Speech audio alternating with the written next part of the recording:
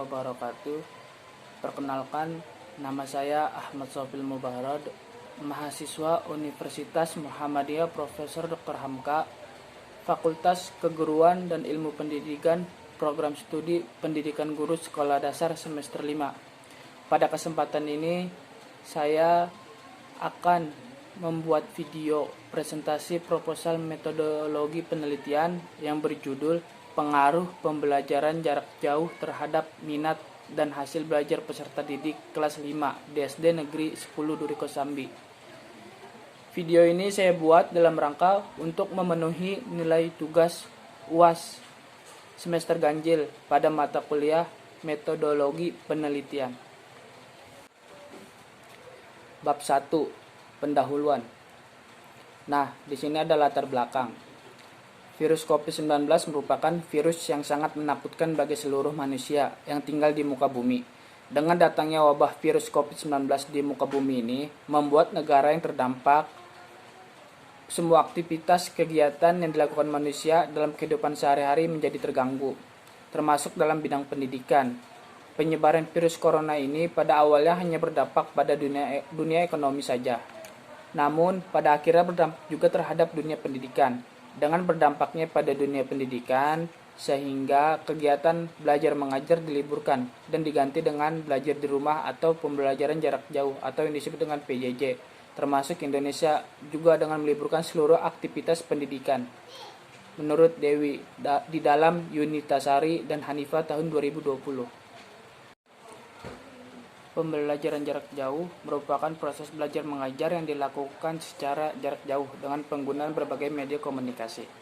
Di Indonesia, pembelajaran jarak jauh merupakan cara yang dipilih untuk menggantikan aktivitas kegiatan belajar dan mengajar yang dilakukan di sekolah dengan bertujuan untuk meminimalisir penularan virus COVID-19 di Indonesia yang masih tinggi. Kebijakan ini merupakan pilihan yang paling tepat yang dipilih oleh pemerintah untuk menghentikan laju penularan virus COVID-19. Dengan adanya pembelajaran jarak jauh, ini juga dapat diharapkan mampu untuk memberikan pengalaman belajar yang bermakna bagi peserta didik, tanpa merasa menjadi beban dan dapat menyelesaikan pencapaian kurikulum untuk kenaikan kelas maupun kelulusan dengan baik. Simanjuntak tahun 2020 mulai bermunculan ketika kebijakan PJJ diterapkan dan dilaksanakan. Tidak hanya dari para orang tua peserta didik, namun juga dari kalangan pendidik dan peserta didik. Dikarenakan PJJ merupakan hal yang sangat asing bagi kebanyakan masyarakat. Kegiatan proses belajar dari yang tadinya seluruhnya dilakukan secara tatap muka, kini berubah menjadi proses belajar secara tatap maya atau daring. Dari PJJ memiliki salah satu kelebihan yaitu efisiensi waktu dan biaya dalam proses pembelajaran. Sehingga proses belajar mengajar yang dilakukan antara seorang tenaga pendidik dengan peserta didik dapat melakukan proses belajar di mana dan kapan saja. Megawanti et al. Tahun 2020. Minat belajar adalah salah satu faktor yang sangat penting untuk keberhasilan belajar yang dimiliki siswa. Minat muncul dari dalam diri siswa itu sendiri. Faktor dari luar minat belajar yaitu bagaimana cara guru tersebut mengajar.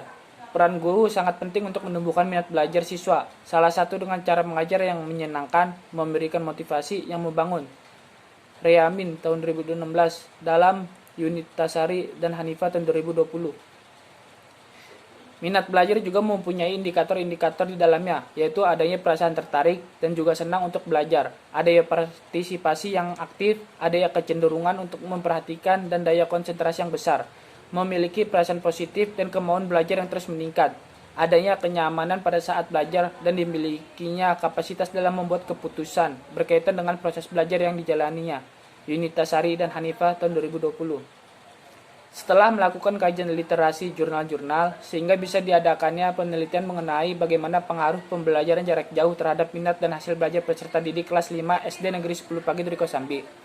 Karena dengan keadaan yang baru ini, pelaksanaan pembelajaran tidak akan sama dengan pembelajaran yang biasanya dilakukan di sekolah. Penelitian ini fokus pada pengaruh pembelajaran jarak jauh terhadap minat dan hasil belajar peserta didik kelas 5 SD Negeri 10 Pagi Duri Kosambi. Dalam hal berpengaruhkah pembelajaran tersebut dengan minat dan hasil belajar peserta didik yang dilakukan oleh pihak sekolah. Nah, selanjutnya di sini ada identifikasi masalah. Yang pertama yaitu hasil belajar peserta didik dalam pembelajaran jarak jauh, minat belajar peserta didik dalam pembelajaran jarak jauh, Pengaruh belajar peserta didik dalam pembelajaran jarak jauh. Batasan masalah. Yang pertama yaitu objek penelitian. Objek penelitian dalam penelitian ini adalah siswa kelas 5 SD Negeri 10 Pagi Duri Kosambi. Pemilihan sekolah merupakan sekolahan yang tepat untuk melakukan penelitian. Yang kedua yaitu subjek penelitian. Subjek penelitian yaitu pengaruh pembelajaran jarak jauh terhadap minat dan hasil belajar peserta didik kelas 5 di SD Negeri 10 Pagi. Yang ketiga itu parameter. Parameter pada penelitian ini adalah minat dan hasil belajar peserta didik kelas 5 SD Negeri 10 Pagi Duri Kosambi. Yang selanjutnya yaitu rumusan masalah. Yang pertama, apa pengaruh pembelajaran jarak jauh terhadap minat belajar peserta didik kelas 5 SD di Negeri 10 Pagi? Yang kedua, apa pengaruh pembelajaran jarak jauh terhadap hasil belajar peserta didik kelas 5 SD Negeri 10 Pagi? Yang ketiga, apa keefektifan pembelajaran jarak jauh terhadap belajar peserta didik? Yang selanjutnya itu ada tujuan penelitian. Yang pertama, untuk mengetahui pengaruh pembelajaran jarak jauh terhadap minat belajar peserta didik kelas 5 di SD Negeri 10 Pagi Duri Kosambi. Yang kedua, untuk mengetahui pengaruh pembelajaran jarak jauh terhadap hasil belajar peserta didik kelas 5 di SD Negeri 10 Pagi Duri Kosambi. Yang ketiga, untuk mengetahui keefektifan dari pembelajaran jarak jauh terhadap belajar peserta didik kelas 5 di SD Negeri 10 Pagi Duri Kosambi. Yang selanjutnya yaitu ada manfaat penelitian. Di sini manfaat penelitian terbagi menjadi dua, yaitu manfaat secara teoritis dan yang kedua itu manfaat secara praktis. Yang pertama itu manfaat teoritis bagi para akademisi, yaitu dapat digunakan sebagai referensi atau bahan kajian dalam menambah ilmu pengetahuan tentang pembelajaran jarak jauh terhadap minat dan hasil belajar serta mampu meningkatkan kualitas pembelajaran sehingga dapat menjadi pendukung teori untuk penelitian-penelitian selanjutnya yang berkaitan dengan pembelajaran jarak jauh. Yang kedua itu bagi peneliti menambah pengetahuan dan wawasan tentang pengaruh dari pembelajaran jarak jauh terhadap minat dan hasil belajar serta sebagai bekal dalam melaksanakan tugasnya sebagai pendidik. Yang kedua yaitu manfaat praktis. Di sini bagi siswa dapat belajar dengan mudah, kemudian termotivasi untuk belajar lebih dan dengan demikian hasil belajar peserta didik akan meningkat. Yang kedua bagi guru, pembelajaran jarak jauh dapat mempermudah guru dalam memberikan pembelajaran terhadap peserta didik. Diharapkan dapat mendorong guru untuk selalu menggali kreativitas diri dalam menggunakan media pembelajaran jarak jauh yang relevan sehingga menarik minat siswa untuk belajar dengan suasana kelas yang menyenangkan. Yang ketiga itu bagi sekolah, menambah rujukan tentang pembelajaran jarak jauh sehingga dapat menambah wawasan pihak sekolah dalam mengembangkan minat dan hasil belajar.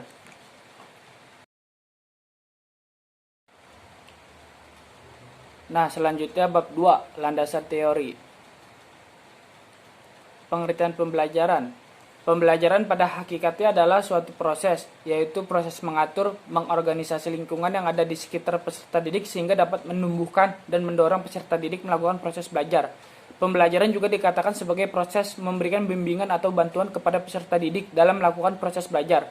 Peran dari guru sebagai pembimbing bertolak dari banyaknya peserta didik yang bermasalah. Dalam belajar tentunya banyak perbedaan, seperti ada peserta didik yang mampu mencerna materi pelajaran, ada pula peserta didik yang lambat dalam mencerna materi pelajaran. Kedua perbedaan inilah yang menyebabkan guru mampu mengatur strategi dalam pembelajaran yang sesuai dengan keadaan setiap peserta didik. Oleh karena itu, jika hakikat belajar adalah perubahan, maka hakikat pembelajaran adalah pengaturan. Menurut Pane dan Darwis Dasopang tahun 2017. Berdasarkan uraian di atas dapat disimpulkan bahwa pembelajaran adalah proses kegiatan belajar yang melibatkan berbagai komponen, yaitu guru, siswa, tujuan, dan materi, metode, media, evaluasi dengan pendidikan, dan sumber belajar pada suatu lingkungan belajar untuk mencapai tujuan pembelajaran yang ingin dicapai. Selanjutnya ada minat belajar. Ada beberapa definisi mengenai minat belajar yang telah dipaparkan oleh para ahli. Beberapa di antaranya menjelaskan bahwa minat belajar merupakan suatu rasa untuk menyukai atau tertarik pada suatu hal aktivitas belajar tanpa adanya yang menyuruh. Menurut Slamate tahun 2010. Minat belajar juga didefinisikan sebagai keinginan dan keterlibatan yang disengaja dalam aktivitas kognitif yang memainkan bagian penting dalam proses pembelajaran, menentukan bagian apa yang kita pilih untuk belajar dan seberapa baik kita mempelajari informasi yang diberikan. Menurut Klassen tahun 2014. Menurut Marimba tahun 1980 di dalam Kopolovi, Zo, dan Okoto tahun 2014 mengungkapkan bahwa minat belajar adalah kecenderungan jiwa untuk mendapatkan sesuatu karena siswa tersebut merasakan hal yang menarik dalam belajar, yang umumnya ditandai dengan perasaan senang.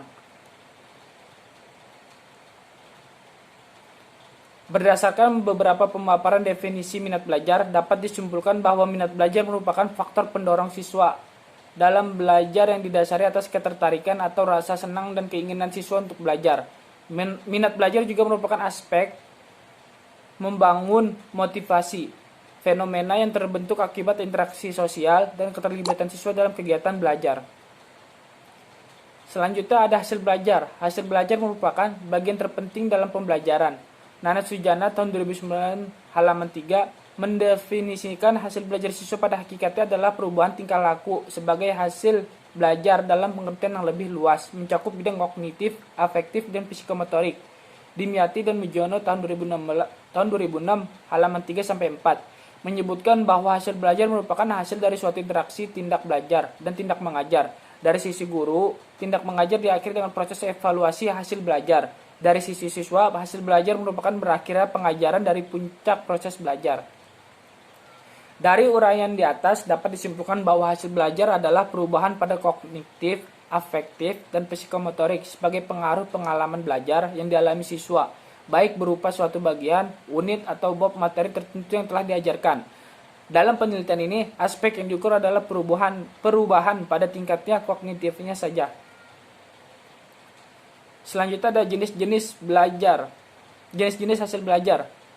Menurut Bloom dalam Yowanita Dwi Riwanti tahun 2011 membagi hasil belajar dalam 3 ranah, yaitu ranah kognitif, afektif, dan psikomotorik. Ranah kognitif. Ranah ini berkenaan dengan hasil belajar intelektual yang terdiri dari 6 aspek, yakni pengetahuan, pemahaman, aplikasi, analisis, sintesis, dan evaluasi. Yang kedua itu ranah afektif. Ranah afektif berkenaan dengan sikap dan nilai. Yang ketiga itu ranah psikomotoris. Hasil belajar psikomotoris tampak dalam bentuk keterampilan atau skill dan kemampuan bertindak individu. Kerangka berpikir. Hasil belajar merupakan hasil yang diperoleh oleh siswa setelah melakukan pembelajaran pada waktu tertentu yang diukur dengan nilai atau angka dan keterampilan yang dimiliki siswa. Baik tidaknya hasil belajar siswa pada siswa dapat dipengaruhi oleh beberapa faktor seperti minat belajar yang tinggi dalam diri peserta didik akan dapat merangsang peserta didik dalam mengikuti pembelajaran dan dituntut untuk mendapatkan hasil belajar yang lebih baik. Dengan demikian, minat belajar dalam pembelajaran yang baik dan efektif akan berdampak pada peningkatan hasil belajar yang lebih baik. Hipotesis. Hipotesis adalah suatu proses yang dilakukan dalam rangka mengambil keputusan dari 2 hipotesis yang berlawanan. Kedua hipotesis tersebut dirumuskan sedemikian rupa sehingga masing-masing hipotesis merupakan negasi dari hipotesis yang lainnya. Dengan kata lain, rumusan hipotesis mengakibatkan salah satu akan selalu bernilai benar dan hipotesis lainnya akan bernilai salah menurut Lolang tahun 2014. Nah, hipotesis dari penelitian ini, ia terdapat perbedaan minat dan hasil belajar antara siswa kelas 5A, yaitu sebagai kelas kontrol, dan siswa kelas 5B sebagai kelas eksperimen dalam pembelajaran jarak jauh. Nah, selanjutnya bab 3, metode penelitian.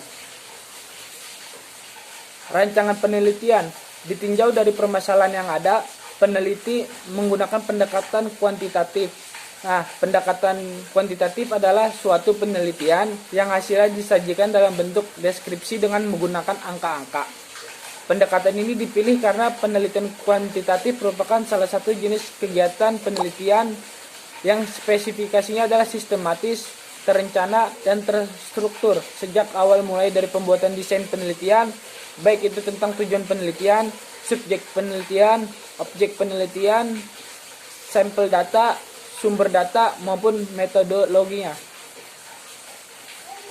Dalam pendekatan ini, peneliti banyak dituntut untuk menggunakan angka, mulai dari pengumpulan data, penafsiran data tersebut, serta penampilan hasil akhir. Oleh karena itu, data yang terkumpul harus diolah secara statistik, agar dapat ditafsir dengan baik. Data yang diolah tersebut diperoleh melalui nilai hasil pretest dan posttest untuk mengetahui pengaruh pembelajaran jarak jauh terhadap minat dan hasil belajar peserta didik kelas 5 di SD Negeri 10 Pagi. Sedangkan jenis penelitian yang digunakan dalam penelitian ini ialah penelitian eksperimen semu atau kuasi eksperimen. Dalam metode kuasi eksperimen, peneliti berusaha menentukan apakah suatu treatment mempengaruhi hasil sebuah penelitian. Definisi operasional. Nah, definisi operasional ini terbagi menjadi dua, yaitu hasil belajar dan minat belajar. Hasil belajar adalah perubahan perilaku ataupun peningkatan pemahaman pengetahuan dan pengalaman sebagai dampak adanya proses pembelajaran. Hasil belajar diukur menggunakan tes. Dalam penelitian ini, hasil belajar dianggap sebagai variabel terikat. Yang kedua yaitu minat belajar. Minat belajar merupakan suatu ketertarikan terhadap suatu pelajaran yang kemudian mendorong individu untuk mempelajari dan menekuni pelajaran tersebut. Dianggap sebagai variabel bebas. Nah, selanjutnya ada pretest dan posttest. Pretest yaitu tes awal yang diberikan sebelum diberikan perlakuan. Pretest ini diberikan baik kepada kelas eksperimen maupun kelas kontrol, sehingga diketahui sejauh mana hasil belajar siswa tersebut sebelum diberikan perlakuan. Tahap pretest ini sekaligus digunakan untuk melakukan uji coba instrumen yang berupa tes. Posttest yaitu tes akhir yang diberikan setelah diberikan perlakuan. Posttest digunakan untuk mengetahui hasil belajar siswa kelas kontrol dan kelas eksperimen setelah perlakuan. Tempat dan waktu penelitian. Penelitian dilaksanakan pada bulan Februari tahun 2021 di kelas 5 SD Negeri 10 Pagi Duri Kosambi. Adapun jadwal pelaksanaan penelitian menyesuaikan dengan jadwal mata pelajaran di kelas 5 SD Negeri 10 Pagi Duri Kosambi. Sampel dan populasi. Populasi target. Dalam penelitian ini populasi yang digunakan adalah siswa kelas 5 SD Negeri 10 Pagi Duri Kosambi. Siswa kelas 5 SD ini terdiri dari dua kelas, yaitu kelas 5A terdiri dari 30 siswa dan kelas 5B terdiri dari 32 siswa. Populasi terjangkau. Populasi terjangkau di dalam penelitian ini adalah semua siswa-siswi kelas 5 SD Negeri 10 Pagi Duri Kosambi yang masih aktif bersekolah sampai dengan dilakukannya proses penelitian. Sampel. Sampel merupakan salah satu bagian dari populasi, diambil dari sebagai sumber data yang dapat mewakili seluruh populasi. Sampel yang digunakan dalam penelitian ini adalah sampel jenuh karena jumlah populasi relatif kecil. Sampel yang digunakan dalam penelitian ini adalah kelas 5A dan 5B. Dari kedua kelas tersebut, kelas 5A dijadikan sebagai kelas kontrol dan kelas 5B sebagai kelas eksperimen. Nah, selanjutnya ada teknik pengambilan sampel. Teknik pengambilan sampel pada penelitian ini menggunakan teknik simple random sampling agar setiap unsur populasi memperoleh peluang yang sama untuk menjadi sampel atau mewakili populasinya. Yang kedua yaitu ukuran sampel. Ukuran sampel yang digunakan di dalam penelitian ini adalah siswa berjumlah 30 orang. Selanjutnya ada instrumen penelitian. Dalam penelitian ini terdapat satu macam instrumen yaitu tes. Adapun tes dijadikan acuan untuk mengetahui kemampuan siswa dalam pretest dan posttest. Siswa dituntut untuk mengerjakan soal-soal sesuai materi yang telah disampaikan dengan bentuk soal pilihan ganda. Nah, selanjutnya ada teknik pengumpulan data. Yang pertama yaitu instrumen variabel terikat. A. Jenis instrumen. Instrumen penelitian merupakan salah satu sarana untuk mengumpulkan data dan yang mempunyai sarana yang cukup besar terhadap keberhasilan suatu penelitian. Jenis instrumen yang akan digunakan untuk mengetahui hasil belajar adalah jenis instrumen yang berbentuk tes. Tes sebagai instrumen atau alat pengumpulan data penelitian. B. Kisi-kisi instrumen. Nah, instrumen penelitian yang akan digunakan adalah tes hasil belajar pada mata pelajaran Bahasa Indonesia kelas 5. Tes yang diberikan berupa tes objektif yang berjumlah 30 butir soal. Pilihan ganda. Soal tes pilihan ganda disusun dalam 4 pilihan jawaban, yaitu pilihan A, B, C, dan D. Dengan ketentuan jawaban yang benar mendapat nilai 1 dan jawaban yang salah mendapat nilai 0. C. Kalibrasi instrumen. Yang pertama itu ada uji validitas. Nah, rumus yang digunakan yaitu rumus kolerasi poin biserial. Rumus tersebut sebagai berikut, yaitu RPBL sama dengan MV dikurang MT dibagi ST dikali akar P dibagi Q. Keterangannya, RPBL yaitu koefisien kolerasi poin biserial. MV min skor dari subjek yang menjawab benar bagi item yang dicari validitasnya. MT yaitu min skor total. ST yaitu standar deviasi dari skor total proporsinya. P proporsi subjek yang menjawab benar dan Q proporsi subjek yang menjawab salah.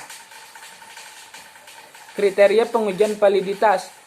RPBL hitung jika lebih dari RPBL tabel sama dengan valid. RPBL hitung jika kurang dari RPBL tabel sama dengan tidak valid. Nah, yang kedua ada uji reliabilitas. Teknik ini berguna untuk mengetahui reliabilitas dari seluruh tes untuk item pertanyaan atau pernyataan yang menggunakan jawab benar atau salah. Bila benar bernilai 1, jika salah bernilai 0. Yang ketiga yaitu analisis butir. A. Daya pembeda. Analisis daya pembeda dilakukan untuk membedakan antara siswa yang dimiliki kemampuan tinggi dengan siswa yang memiliki kemampuan rendah dalam menjawab soal-soal instrumen yang diberikan. Nah, untuk mengklasifikasikan daya pembeda dari soal-soal instrumen penelitian, kita dapat menggunakan acuan sebagai berikut. 0,00 sampai 0,20 itu buruk. 0,21 sampai dengan 0,40 itu cukup. 0,41 sampai dengan 0,70 baik. 0,71 sampai dengan 1 itu baik sekali. Jika kurang dari 0,00 itu tidak baik. Untuk menentukan daya pembeda soal-soal instrumen, penelitian ini menggunakan anates berdasarkan hasil uji coba menunjukkan bahwa dari 30 soal terdapat 3 soal yang masuk kategori tidak baik, 2 soal masuk kategori buruk, 6 soal masuk kategori cukup, 8 soal masuk kategori baik, dan 1 soal masuk kategori baik sekali. B. Derajat kesukaran. Nah, derajat kesukaran ini dapat diklasifikasikan sulit yaitu 0,0 sampai dengan 0,30, sedang 0,30 sampai dengan 0,99, mudah 0,70 sampai 0,99, dan mudah sekali yaitu 1. Teknik analisis data. Yang pertama yaitu uji persyaratan analisis data. A. Uji normalitas. Uji normalitas distribusi frekuensi dilakukan untuk mengetahui normal atau tidaknya distribusi data yang menjadi syarat untuk menentukan jenis statistik apa yang akan dipakai dalam analisis lebih lanjut. Uji normalitas menggunakan uji Lilliefors pada taraf signifikasi A 0,05 dengan kriteria pengujian sebagai berikut.